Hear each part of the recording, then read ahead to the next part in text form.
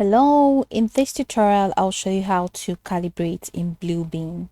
The first thing I'd like you to do is to open Bluebeam Review and load the PDF drawing or plan that you want to measure. Now, before taking any measurements, identify a line or object on the drawing with a known real world length. Now, this could be a wall, grid line, dimension line, or any labeled measurement. Now, calibration works by matching that known distance to the PDF. So what you're going to have to do next is to open the measurements panel and click on calibrate. Now, if you do not see the measurement panel, you can also go to tools at the top bar. Just go ahead and click that. And from tools, you have a couple of options here. Click on measure. As you can see, measure is right here. Then you have a drop down with further options, so you can either choose calibrate or choose set scale. Now this is actually depending on your review version. All right, so click on set scale, and now you have this option available. Now if a calibration instruction window appears, just go ahead and read it and click on OK to continue. Now it says scale is not greater than 0. Cool. So once you come over to this window, right, you have presets, you have custom.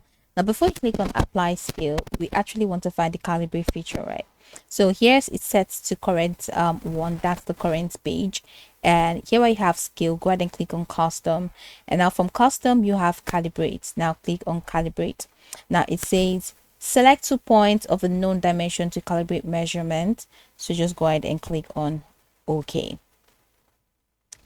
So move your cursor to the first end of the known measurement and click once. Then move your cursor to the second end of the same measurement and click again to complete the calibration line. Now, for greater accuracy, you can just turn on snap to content if you're working with a vector-based PDF. Now, this allows Bluebeam to snap precisely to drawing lines instead of relying on manual cursor placement.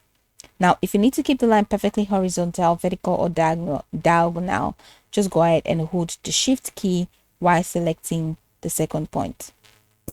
Okay, so let's say here.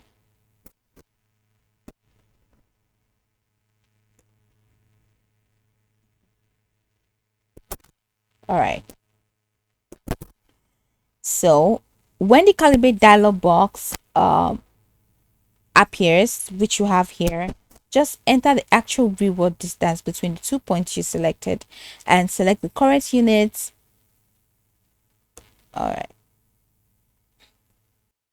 So I'm going to do that again. So click on tools, measure, set scale, custom, calibrate. Okay. So now just